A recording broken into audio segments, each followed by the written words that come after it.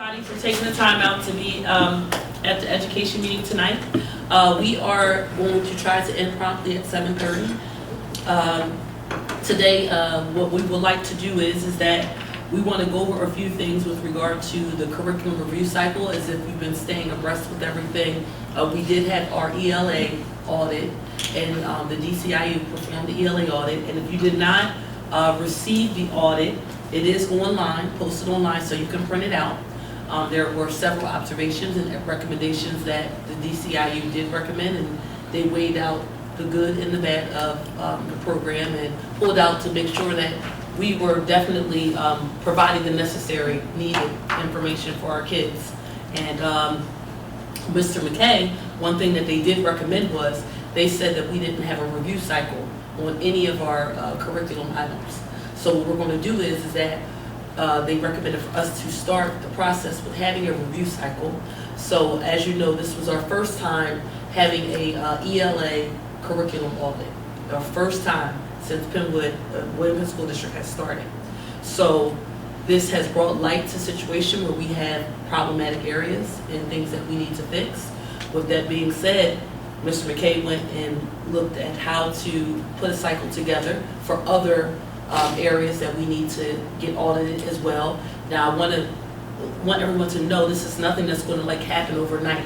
So when you have this, he's going to put a review cycle in, and you'll see how he sets it up. But that review cycle is going to take some time to do. For instance, the ELA audit, I believe it was $150,000 or $50,000. What was it? The price for the audit? $16,000. $16,000. Sorry, I'm so off with the numbers. It was $16,000. I know it was expensive though. $16,000 is still a lot of money. But what I want to say is that audits were. This is about around amount how we have to pay for audits to get done and the cycle to be done. So I just wanted everybody to understand what we were going to discuss tonight.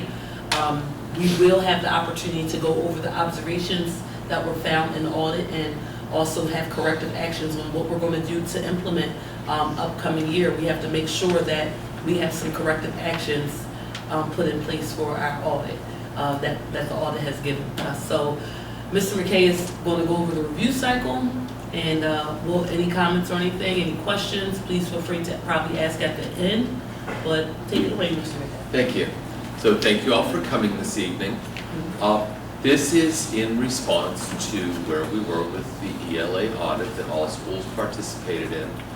And as you know, we had parents, we had teachers, we had administrators, we had students participate in this, and every building was reviewed.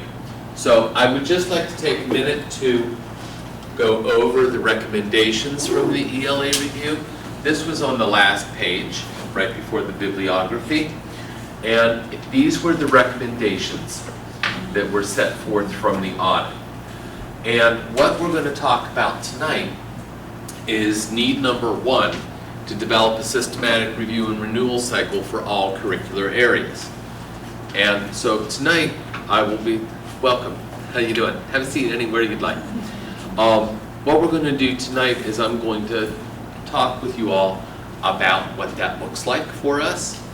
But I'd also like to point out that in addressing need number 1, it's also going to be addressing need recommendation in need number 3. And actually I'll touch on need number 7 as well. So with this activity, and it's not a small activity, with this activity of a review and renewal cycle, we're going to be hitting on several of the recommendations that were set forth from the IU. So I'm not sure if you're familiar with the review cycle, so if I am going too quickly, feel free at the end to say, well, could we go back and take a look at that? So the purpose of a curriculum review cycle is it provides a logical sequence for revising and updating the curricula. It makes sure that we hit all the different areas of teaching and learning.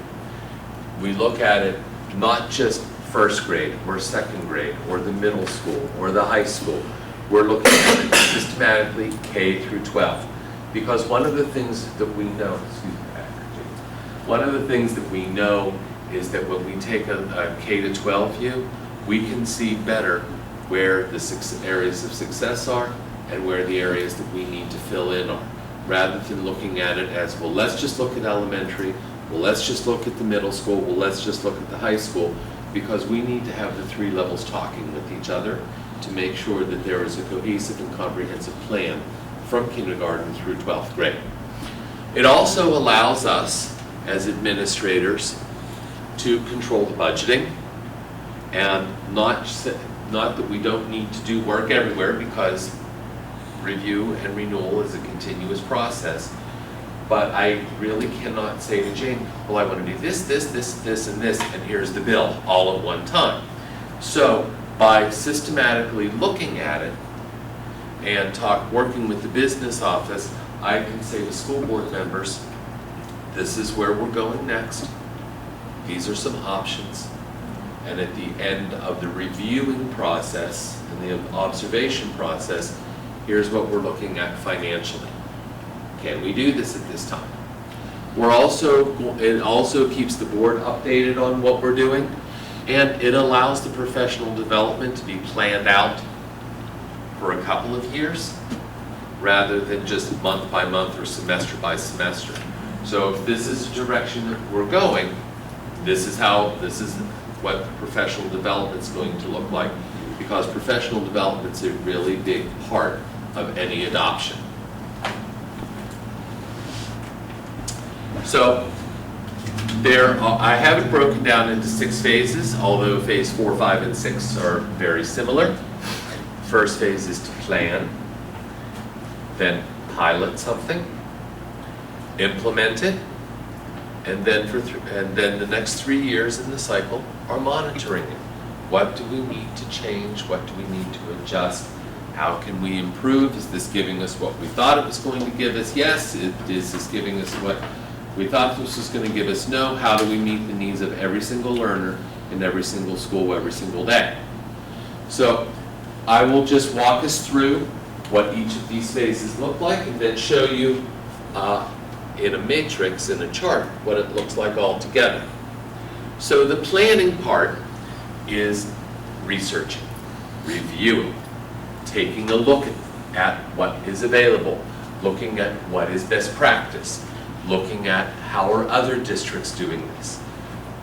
It involves site visits, because everything always looks wonderful on paper, and then sometimes you get there and you're like, wow, this is not what it looked like in the book. Never looks that way in the book. And then in practice, it looks like something else. So we want to make sure, since this is a big investment, no matter what content area we're talking about, we want to make sure that we have turned over every single stone and looked everywhere, so that there are no surprises after we've already signed on the dotted line and committed to something. That's not the time to say, oh, I don't think so. We want to create a vision for each content area. What do we want the kids to be able to do as the result of our instruction? We are going to identify potential programs during this phase, invite vendors to come in to present their materials. Who will the audience be? It will be school district personnel, it will be parents, a board member or 3 if they would like to come and join us, as well as some community input as well. This is a comprehensive situation. And to also look at what are the needs that we have that we go to this program review internally will produce for us. So that's the planning phase. The next phase is the pilot and design. So we've taken time, we've researched, we've visited, we've heard pitches, we've had conversations, we have evaluated programs ourselves through the use of a rubric that I will provide.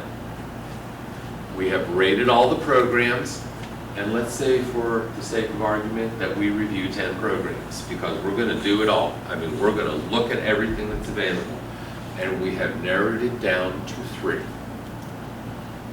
We need to try them out in a district run. I believe that that would be very, very, very important. Again, you can read about it in the brochures. You can even go and look at it somewhere else. but let's implement it right here in William Penn School District and see, and give it a go and see what it looks like. So we will be evaluating the pilot, looking at how the programs meet all the student needs, from students who need extra support just through students who need a lot of acceleration. We need to plan the staff development because it is not very effective to say, here are your books, go, do. We need to have some professional development that goes with that. We will need to purchase the materials once we have decided what it is we want to do, and develop some, make sure we have the common assessments and rubrics in place so that we can be sure that teachers have professional development they need, questions they need answered, and then we dive in. Professional development, again, is not a 1 or 2 visit and we're done, we're good. It has to be ongoing, because sometimes when you are working through a new adoption, you don't know what you don't know until you're in the middle of it. So we can front load, which is something, no matter what we wind up with, that I really will be pressing for. But after teachers have been in it for a few weeks, we need to start having some visits by some consultants to tell us what's going well and where do we need to work. One and done is just really not effective at all. The next phase is implementation. That means a program is fully implemented. Every child, every teacher in the district is using this to the extent that it's appropriate. And then we look at where we need to shore some things up. There will never be anything that anybody, any vendor will tell you it meets 100% of the children 100% of the time and everything they need. If you find it, let me know, because I will invest in it, because we're going to make millions. It just doesn't exist. There will always have to be, well, we need to tweak this a little bit, or we need to adjust that a little bit. It's just the way it is, and that is with reading, science, math, social studies, world language. Nothing is just, oh, here it is, this is going to be it. So this full implementation phase is when we will be putting it in every classroom and providing that support to the teachers and to the principals.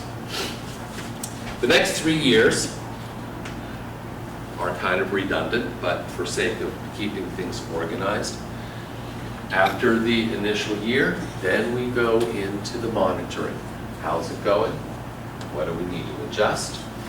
What are some successes? What are some areas that as a district we need to come together and talk about?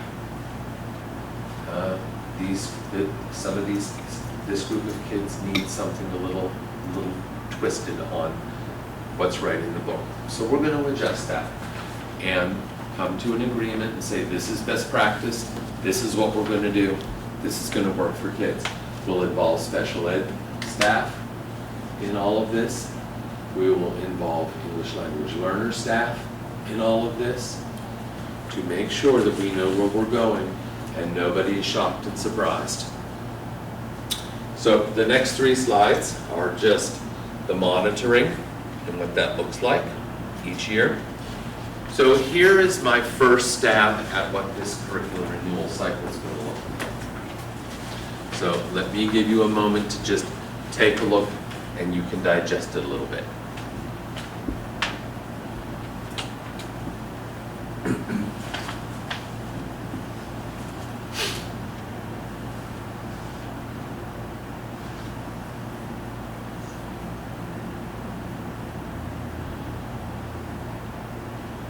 This is all K-12, right? Correct. Mhm.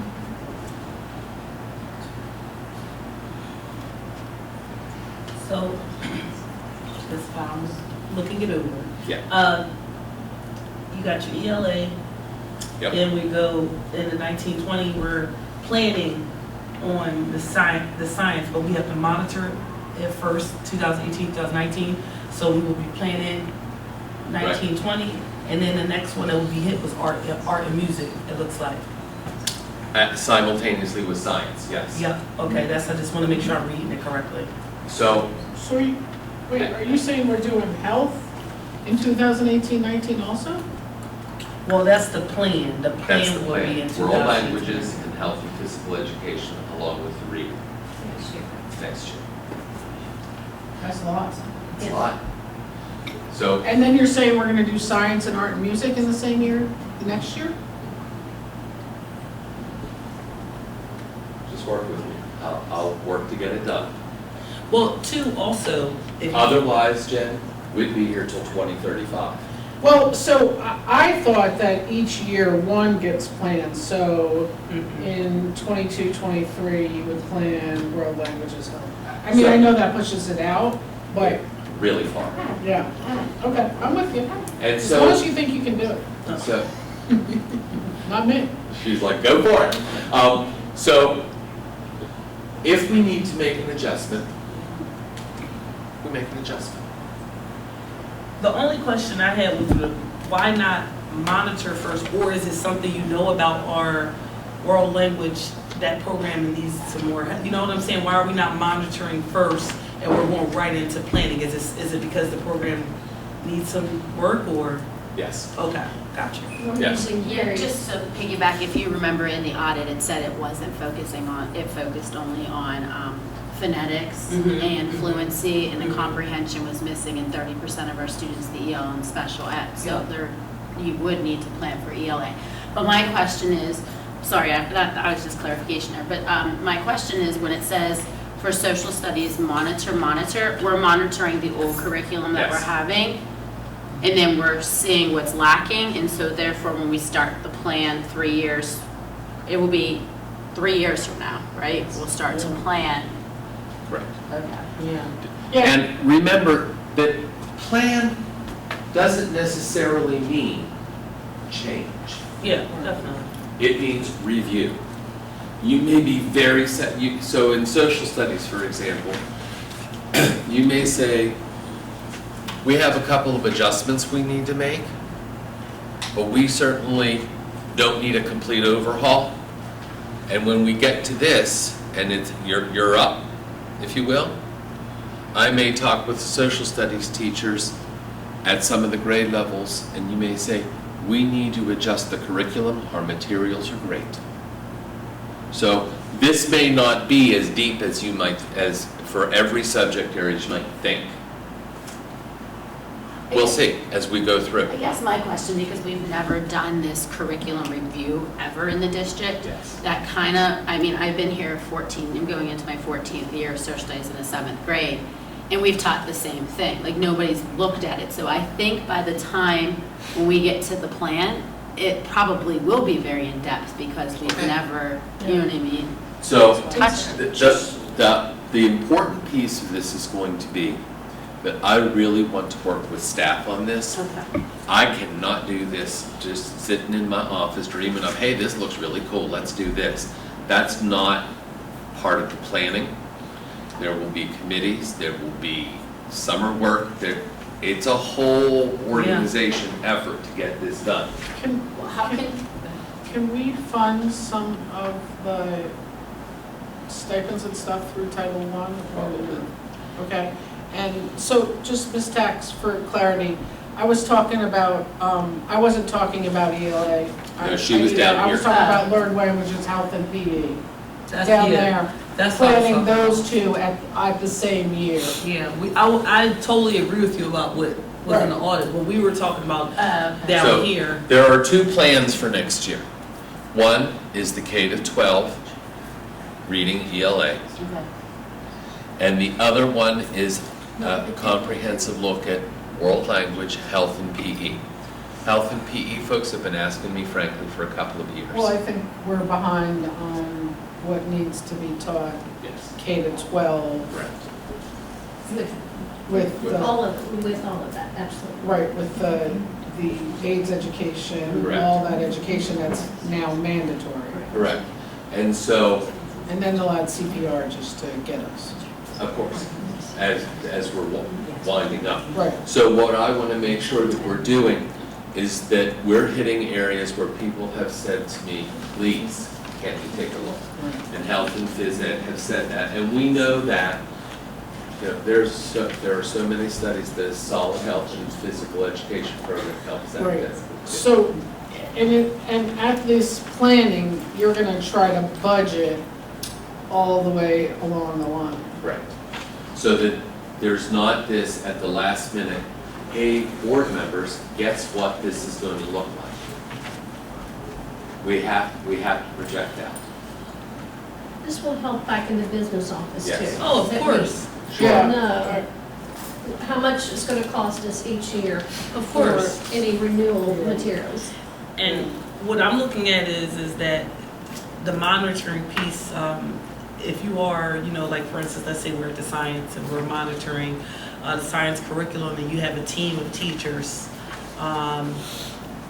we have to make sure, like I'm looking at student performance, best practices, state standards, common assessments. So I'm looking at, we're gonna have a long list of KPIs that we're gonna have to report out of this, right? Right. Okay. Because again, you want to look at a program comprehensively. When you look at it chunking, so for science, we're going to go from kindergarten all the way up through high school. Is there the articulation? Mhm. Are kids showing up? For instance, at the middle school, are they showing up after being with us for science in elementary? Mhm. Are they showing up with what the middle school teachers need them to show up with so that they can take them further? And then are we having kids leave our 8th grade, making sure that they're ready for a 9th grade science class? Okay. So, how does this adjust for adjustments to Common Core that are out of our control? So we have to work with, thank you, we have to work with what we have. Now for science, I am looking at NGSS. Pennsylvania will eventually come along. But a lot of very high performing school districts are making that transition to NGSS right now. What's this one for? What does it stand Thank for? you. Yeah. National, Science standards. Got it. I don't know what it is, I'll look it up. I'm sorry? I said, I'm not sure what it is. But So I'm gonna look it we up. can't, Pennsylvania will get there. Right. But other districts have said, we're not waiting for PDE to get themselves together, we're moving on, because science changes so quickly. And the science standards in Pennsylvania haven't been updated in a while. And Pennsylvania will do NGSS. It just legislatively is gonna take a while to get there. Okay. So, but this is, again, this is my first stab at this. So it's going to be very busy in the curriculum office because while we're rolling through things, for instance, that have to happen here, we're looking at planning science and planning art and music at the same time. So there's essentially going to be several things going on in a couple of curricular areas at the same time. But in order to get this done in a reasonable amount of time, I couldn't just do one a year. I tried. That's what I was sitting working on last night back there. It would just take too long, and I didn't Right, feel so that we instead wanted of- to wait. 8 years, it's gonna take 6. Right.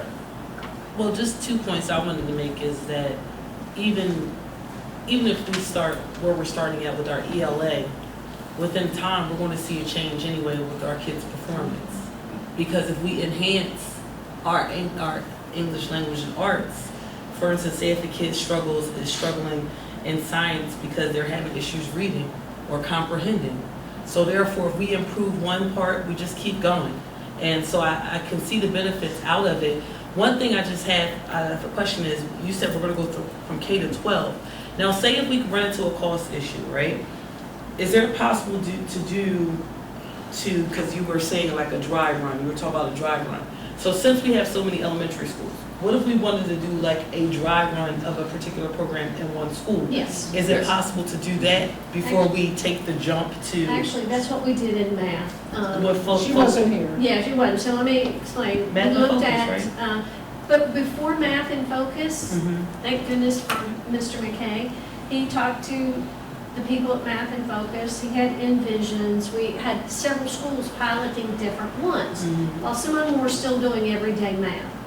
Now, he managed to talk to all these companies and they gave us the materials to pilot, which is what we're all hoping for. Okay. And then, once we get to the end of that, we can figure out what's the best one for the entire district.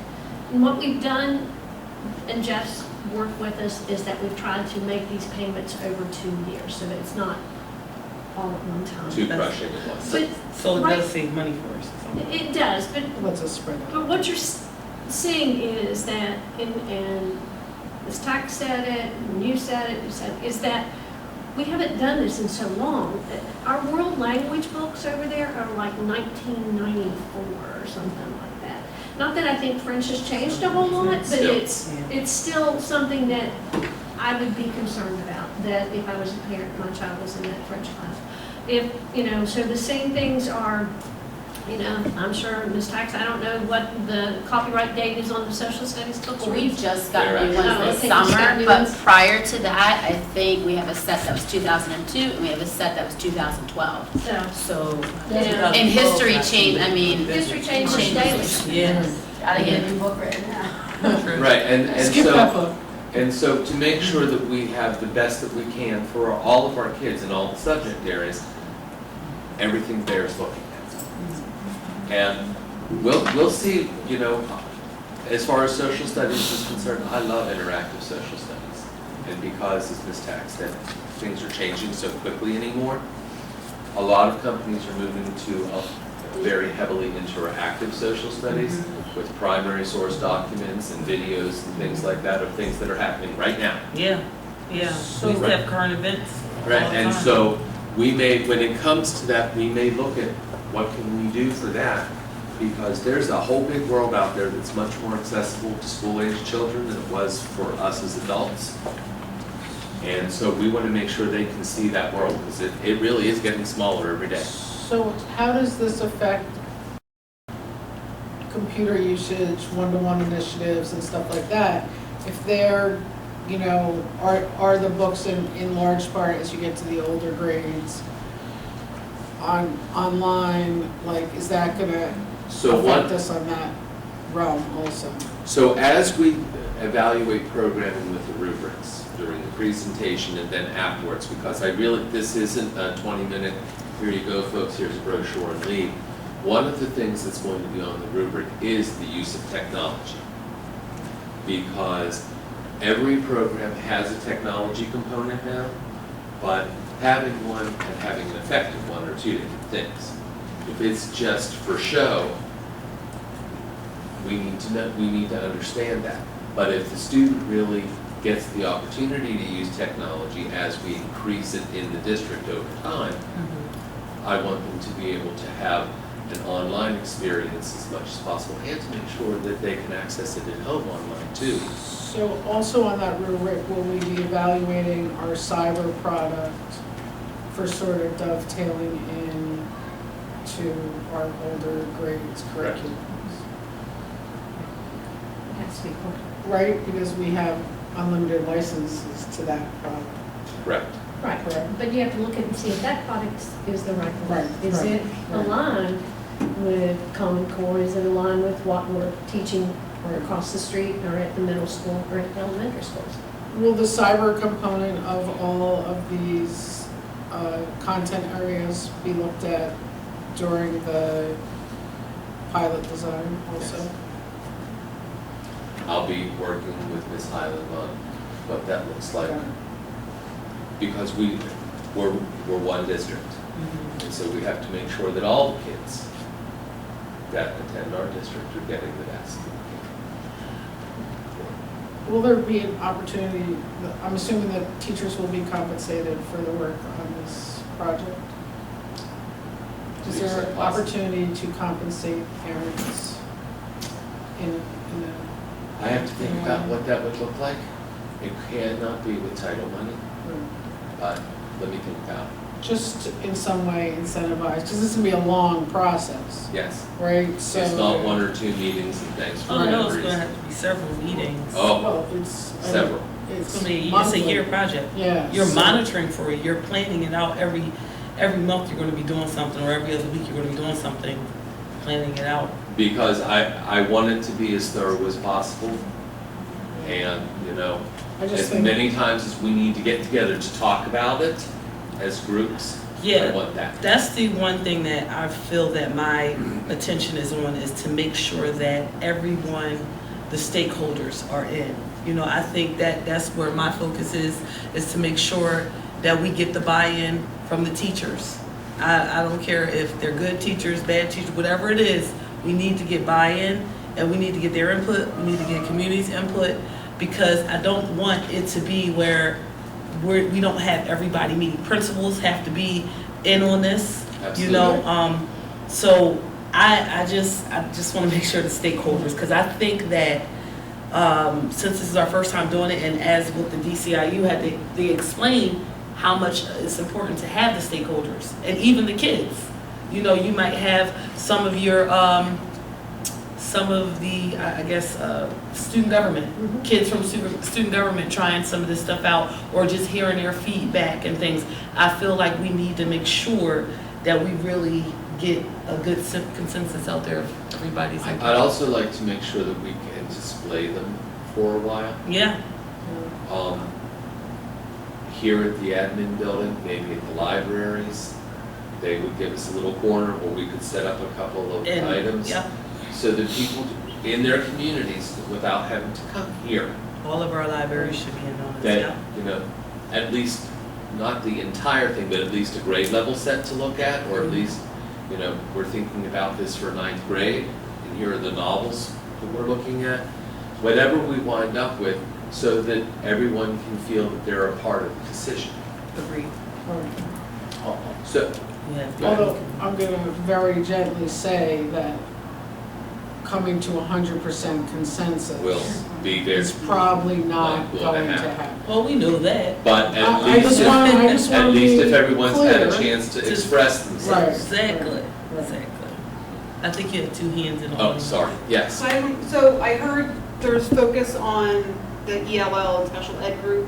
Hopefully there's also a focus on the gifted programs, and that there's enrichment Yep. within the programs.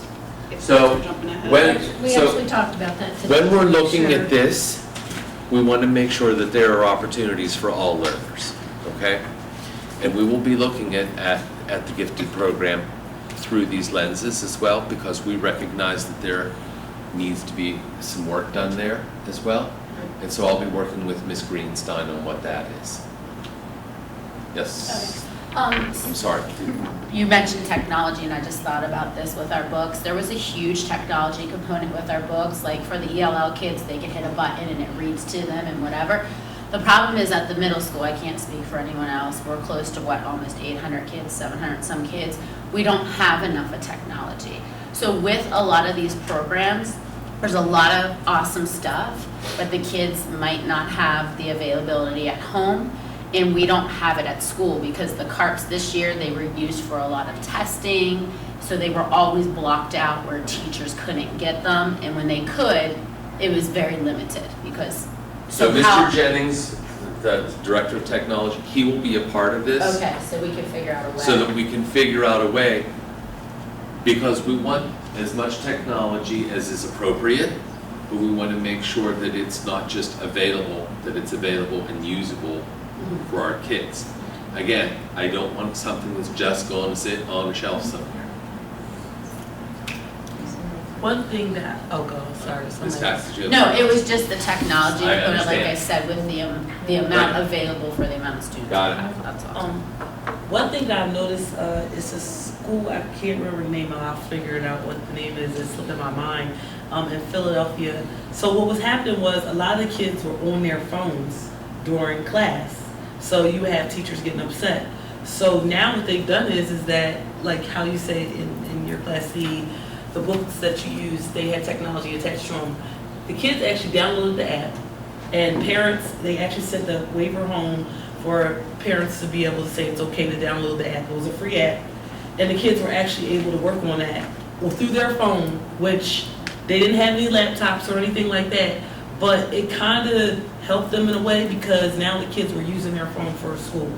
So they're in their classroom, and they're on the app, and they're actually reading and interactive on their own phone. Not saying that we have to go that way, but we are a district, we do have economical problems right now. So with that being said, if we can figure out a way even to think about something like that, you know, when it comes down to technology, because 9 times out of 10, every kid has a phone nowadays. Well, Actually, you know. Dr. Lee's actually working on some of that, Yeah. looking at So- some of the administrative regulations. we talked, Y'all don't have Wi-Fi? No, we do, but we would have to give them the code and the password, and it So becomes. there's we didn't have a technology meeting this year, but we have talked about BYOD, bring your own device, frequently. It presents some challenges because we get E-rate and every child, no matter what device they are on, in our district has to be filtered. So you can bring in your phone, but you're on the AT&T network, but we have to be able to see what you're doing because we take E-rate and we are responsible for filtering at a higher level Okay. than most. So, yeah, BYOD is a big deal, but it presents other technological challenges that don't present themselves right up front. Yeah. And so again, I've already spoken with SUNY Jennings about this. As Jane said, looking at maybe making some adjustments, at least at Green for right now. And so I'm going to be with him tomorrow as well as with Dr. Lee to see exactly what we're talking about to make sure that we don't go down the road and we're not ready for it. So planning We what can't that's going to support it. look like is going to be super important. Again, like Ms. Tax said, we have to make sure that the hardware is in place in some form. What does that look like? So, you know, this sort of activity opens up the door to a whole lot of conversations. Not bad conversations, but a whole lot of conversations about enhancing the entire program and raising it up. So the last thing I wanted to share with you is my timeline for the ELA planning. In August and September, committee membership is decided and teams formed.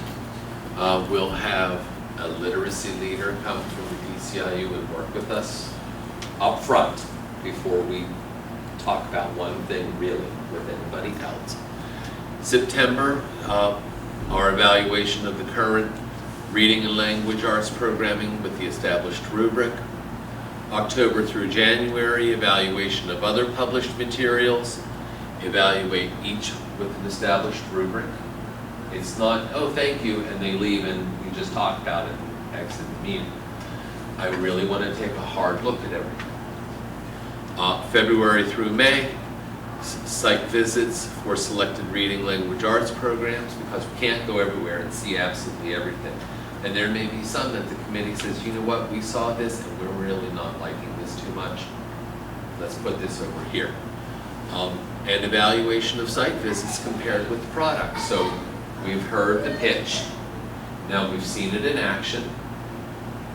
Does what we see match up with what we thought we read and heard? So sort of a cross-check. And then by May, a decision about the pilot sites. I would like to use the education committee meetings to be able to, Update. for updates, and then also to grab some of our, like, community focus groups out of there, you know, just to get the information out. You know, let every education meeting, we should be updating the community about what we're doing, what the plan is, what do we need. You know, you never know, you might have teachers, retired teachers in the area that can come and provide some feedback.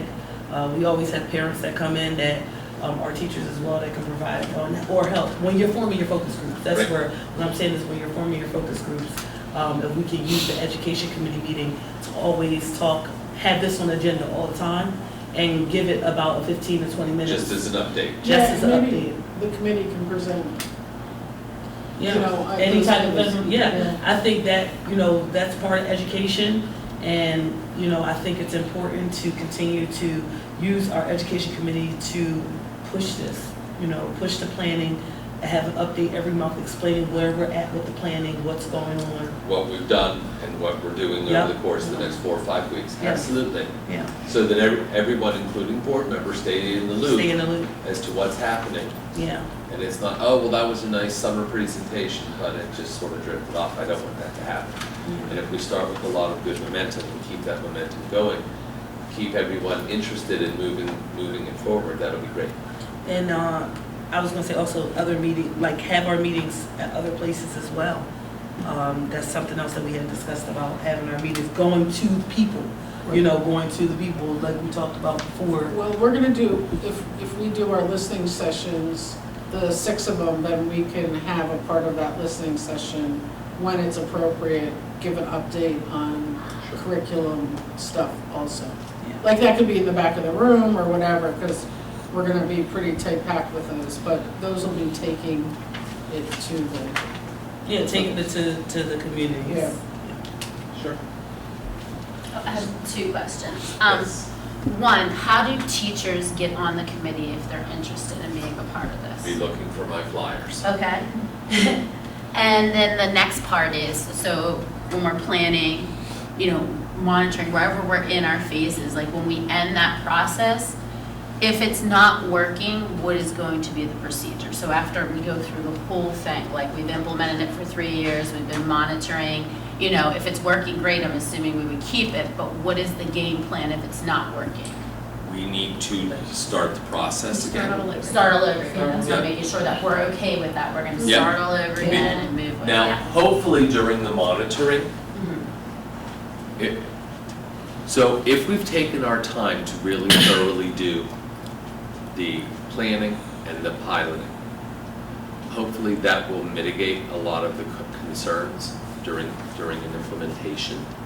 But during the monitoring, it's going to be really important that we stay on top of it. And I'd like to create a forum where you come to me and say, this is working really well, but here's what we need to fix. Or this is just not working like we thought it was going to. So as long as there's a dialogue, we're okay. But just like with anything, for any of us, if we don't know that there's an issue, can't fix it. So I'll be counting on staff to say, Tim, we really need to do something about this. please get Jeff involved as soon as possible, because I don't, imagining that we have an underfunded budget by $1 Correct. million this year. I don't know how this looks, adding another line item Understood. to a new curriculum every single year for at least the next 5 years. And maybe not. Right, But- but you better work that out Just to prep him, I pretty understand that. quick. Okay, sir, then you, yes, sir. So in your piloting, Yes. and I guess in the monitoring, possibly also in the monitoring phase and in the implementation phase, have you built in KPIs that will show you pretty quickly what's working, what's not working, or, I mean, because we don't want to wait, Nope. 4 years, 5 Nope. years Nope. down the Nope. road to Oh, figure that heavens, out. no. No, so we will be establishing checkpoints that will be classroom based, so that we can be looking at that data and making sure that we're not going off over here if this is where we want to go, and we can, again, as I said, address issues before they get too far down the road. Because then if we're doing a procedure wrong, for instance, and we let it go too far, we will have to unlearn the procedure that we have been doing and relearn the correct way to do it. That takes an awful lot of time, so the sooner we know that we need to make adjustments, the better. And we'll look at the data to address those concerns as well. So that would be our hard data. The anecdotal records from teachers would be the softer data, but still is important. Hey, Tim, this is not good. Okay, yes. So sort of a two-part question. So one is whether this cycle is the same for all the parts through the planning and monitoring, and if yes, is what the training for the teachers looks like. Because if it ends in May at the end of each section, it doesn't give them a lot of time to pick up. And I know that's been a problem in the past, that they just don't have enough time to take the training and learn the curriculum before they have to plan. Correct. So when I was talking with Jane about this today, I went over all of this with her. First of all, there'll be a couple of trainings. First of all, how do you evaluate product? So teachers and parents and community folks will be trained here at the beginning of this procedure. But the reason that this decision needs to be made in May is because we need to be able to have some professional development at the end of the school year in June, so that the teachers have the materials to take with them over the summer and take a look at them. That's what I guess I'm asking. And we will is that also, enough I time? also hope to be able to provide a couple of forums for people who are able to attend them during the summer for teachers who would like that additional support.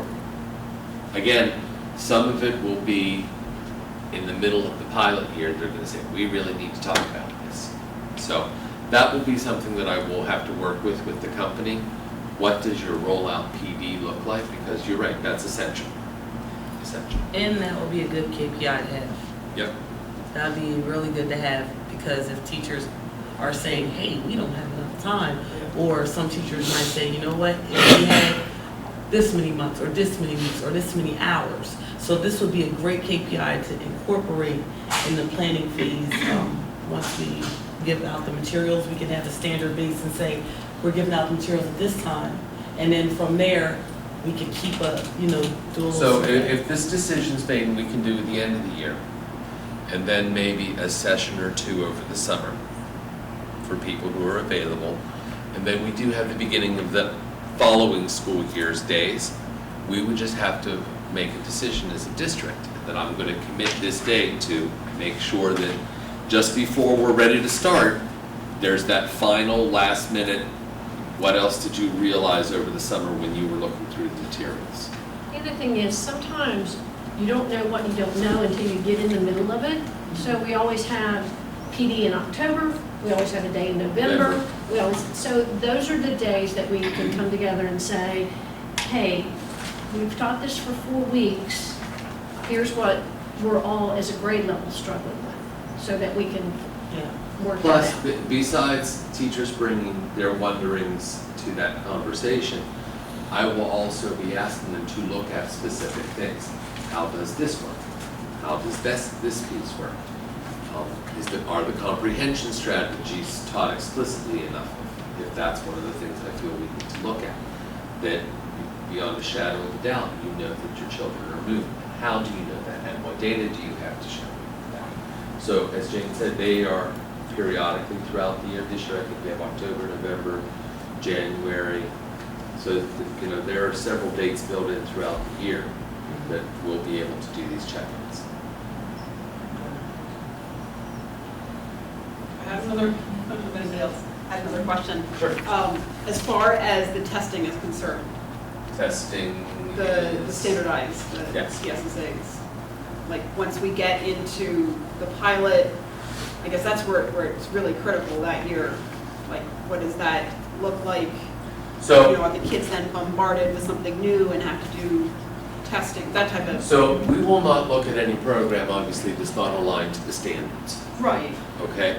So if it's aligned to the standards, we then take a little deeper dive and look at the eligible content. And the eligible content is how that standard appears tested in the springtime. So it won't be that we're just teaching something and hoping for the best. We will make sure that it is aligned. I would not take everyone's time to look at something that's not aligned, that will not hopefully make them successful when it is tested done. So what if a scenario that happens with everyday math sort of happens again, where everyday math sort of became unaligned really quickly? Like, in 18 months, it became unaligned. And that's when we pivoted and Right. went quickly into math curriculum review. and got- So when things like that happen, because education is changing so much these days, sometimes quicker than I can keep up with the memos that come from PBE, publishers are pretty quick to respond to that. So if there is an adjustment, and it's generally within a short amount of time, they give you that update. Right. They give you that update. It's not an additional charge. But I would ask that question, because Right. these are going to be hard negotiations. We do not have one extra penny to just say, oh, just because. Yeah. So we're going to have to make sure that I can get the best package, inclusive of materials, professional development, initially, follow-up professional development. So, you know, what can you do for me here? How can you help? Yes? Are we gonna ensure like our special ed and our ELL population, its needs are being included? Because with the SFA, we found out that that population didn't have all their needs met. So what extra steps are we gonna take? Because when we're looking at curriculum normally, like when you're just teaching, it's just a line for just standard learning. You know what I mean? Like, So I will really, once we get the list of participants for these different committees to look at these things, if I don't see ELL as well as special education teachers, I will go to them directly and say, hey, we need your input on this so that we can make sure that you feel those needs are being met for those kids and these needs are being met for this group of learners who might need a little extra support. So it's not just going to be that we'll have the general ed teachers there. We'll include as many of the special ed and specialists as we need to. no, I get that part, that everybody's gonna be included, but what I'm saying is if we're looking at this curriculum and it's meeting the needs of the general ed, like, and it's not of the ELL and special ed, like, what are we gonna have a supplemental thing to feed in for them? You know what I mean? Like, So because one the of the program's not things- gonna be 100% for Right. everybody. So one of the things that I'll look at is for especially, let's talk about the ELA. What are the supplements for them? What does that particular vendor already have in place to meet the needs of those students? And then what I'll need to do is I'll need to ask the special ed and ELL teachers, do you think this is enough? Is this enough? And then when we do site visits, ask those questions of those teachers at other sites. So tell me how your special education children are doing with this, honestly. And there also might have to be supplements. Certainly. Like every, Again, as I said before, there is nothing that I will ever One give size you fits all. 100%. I get that, but we're being prepared to have Right. these supplements is what I'm Will saying. have That to be. there might have to be a side program. Might like have to that. Yeah. well, that's sort of what Read 180 is, right? Right. It's exactly what Read Right. 180 is. That's the safety net program, correct. Hi, Steve. Hi. So who selects the programs that we're going to be looking at? So I'm going to get a wide variety of them together. I'll get ones that other people in the area are using, ones that are not so common right here in the area that people are using, because I want us to have a very full scope of different types of different types of products, and it's not just going to be, here are these three, that's all we have to choose from, tough. That's not helpful. I think we need to see everything that's available and start whittling it down from there. Let us, as a district, make that decision. And committee members can suggest. Absolutely, they can. And then who makes the ultimate decision as far as which product we will actually go with?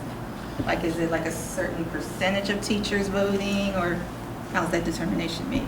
So what we're going to do is we're going to look at all of the data that we collect, not only from the rubrics, where are the highest scores for the product review, but where are the highest scores for the site visits as far as anecdotal records are concerned. And we will have to look at what's going to work best for as many of our learners as we can possibly encompass with one program, and what additional supports, as Ms. Tax brought up, we may need to consider. And then we will also have to consider cost as well. Data has to drive the decision. That's right. It can't, it can't just be a person, it has to be, data has to drive it. I'm sure the committee would come through with a recommendation. Absolutely. right?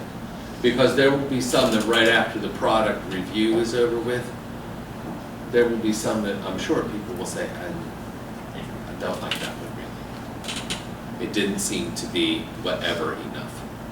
Your rubric will rule some of it out Right. too. Right. So, is there, because I know that Philadelphia is writing their own social studies curriculum because nothing is out there for 7th and 8th graders.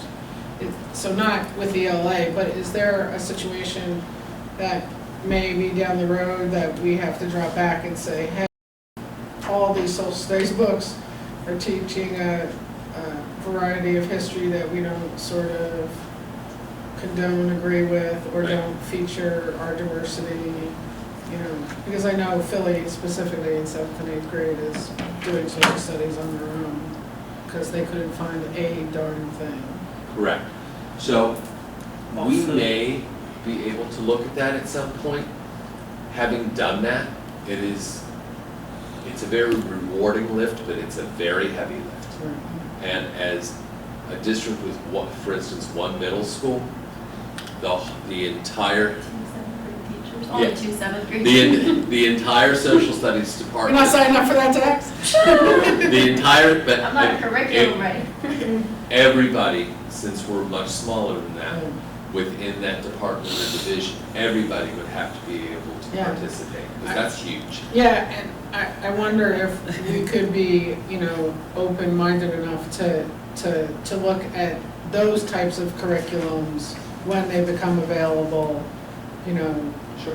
you know, looking at other districts that have written their own and saying, hey, you know, can you share? You know, I know we're gonna try to look at doing that with some others. We'll do everything that we can. But this again was one of the recommendations. I think it's a good place to start. It encompasses all the different constituents in William Penn School District. And I want to make sure that everybody has a voice. At the end of the day, what one person really likes may not be what we go with, but as long as everyone gets to be heard, I feel that we will have done a thorough job. So, does anyone have any more questions about what Mr. McKay has presented here today? What exactly is ELL? Special education? No, English language learners. English language English is their learners. second language. Like ESL? Yes. Yeah, they used to call it ESL, ESL. okay.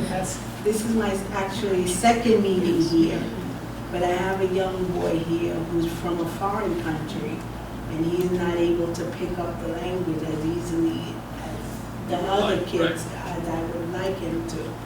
So I want to know what advancement can we go through to keep up to date on how he's doing and what's out there for him to learn. Well, again, with any core, which is math, science, social studies, and literacy, with any core, as well as the other classes that we may look at, I'll be looking to see what is available within that programming for students who are acquiring English. And if we need an additional support, then we'll look and see what that might be. Are you asking specifically with regard to the audit, or you're just saying in No, general? it's now? specific. Just now? To now, he's in Ardmore Elementary School. Okay, so To that that's, stage of it. Because other students, I noticed they pick up the reading very easily. They can read, but he's unable to read. He's been there for 2 years after coming from a foreign country. okay, maybe our superintendent or Mr. McKay can talk to you at the end to Yeah. give, because we don't like to talk about kids' personal, just per se, like what school he attends Right, and what he. and a public forum. In a public forum. So afterwards, thank you for coming, and this is where you need to be. But Mr. McKay, our curriculum director, and our superintendent can definitely guide you to some more help, or maybe some summer stuff we can guide her to, Sure. that he can start learning some more. Thank you for coming. We do use the computer too, the sites, the websites, and the learning, Okay. extracurriculum, after school, and homework and stuff like that. Okay, I'm pretty sure they'll be able to assist you right after this. Sure. In closing, with regard to August, I want to say you have August and September dates. I mean, September, just the months up there. I just want to say, do we have a date in August that we're going to start forming committee memberships with regard to that? When will we expect a flyer to start circulating out to teachers and to all? I hope it's sent out to everyone. It will be. But I just want to know, so we can just start telling them when it's going to happen, when to look for it and stuff like that. Any So dates? as we get towards the middle of August Okay, and staff starts to get back into work mode, okay, I think that would be the most appropriate time to send it out for, for the first time. okay, And We can put it in their summer mailings. we can put it in their Yeah, summer mailings Yeah. and just making sure that, you know, it's available in a couple of different modes for folks to see. Okay, and can I be emailed, and everyone on the education meeting, I know for say, I want to totally be in the loop with this. Sure. So if you can keep every email that you're sending out with regard to this whole project, I would like to be in the loop if I have to take off work to come to a meeting Great. that you might have during the day. I just want to be hands-on with it to not just oversee, but also to educate myself in things that I may not know. Absolutely. Okay. And more, you know, you can help us move forward as well. Definitely. That would be great. Thank you. Thanks. Any questions, anybody else, before we can close them? Yes. So I just wanted to know, when we implemented SFA before, what was the process as far as choosing that program? And I just want to make sure we don't make the same mistakes we made before based on the program review. So how do we go about choosing that program, and what are we doing differently this time around? It's very different from it was the time before. 8 years ago, it was brought to us through a grant. We had 5 schools who signed up that said they wanted to be part of that grant, that they would implement. It was only going to be one school, it was Park Lane Elementary, and then it extended beyond that. So those 5 schools began the process. The other 3 schools implemented with Parkport because we were in part of a research, seeing how well folks did and students achieved. And then after that 5 years of research and coming on as a district decision, it was made that we would have the same curriculum district-wide because we wanted to make sure that we were following that, you know, that students had that same opportunity everywhere. So we're now at the point where we're getting ready to do the ELA review. It will be different in that we'll follow this just as Mr. McKay, and there will be other programs brought in. As you said, you wanted to make sure that there was not just one. We'll bring in, you know, you have hardcourt, you have open court. There's so many out there at this moment. But you also have to be careful that you're choosing ones that are already aligned with the Pennsylvania Common Core. So the initial implementation of SFA was more so because we received a grant? We received money at that point because we did not have a structured reading program. Absolutely. And there were 2 programs that we piloted. We piloted that in Hartford. So it wasn't really aligned with what we needed, I guess, at the moment. It was more because of, I'm just trying to get an understanding. No, we needed a reading program. and we Like, did we not needed have the one. reading program, but I guess the reason why it was implemented more so was because of the grant as opposed to Schools came, they could have said no. meeting the needs of the The children. 5 schools who decided to do it could have said no. They came and listened to the presentations and went back, met with their staffs, and the staffs voted and said, yes, we want to go that direction. All right, anyone else? Ms. Boykins had to leave for a family matter. If I can help anyone, I'll be here afterwards. Thank you. Thank you. All right. Thank you all for Thank you, coming. I Mr. McKay, appreciate Ms. it. Harper. Yeah, thank you. Ms. Tax, thanks for coming 2 nights in a row.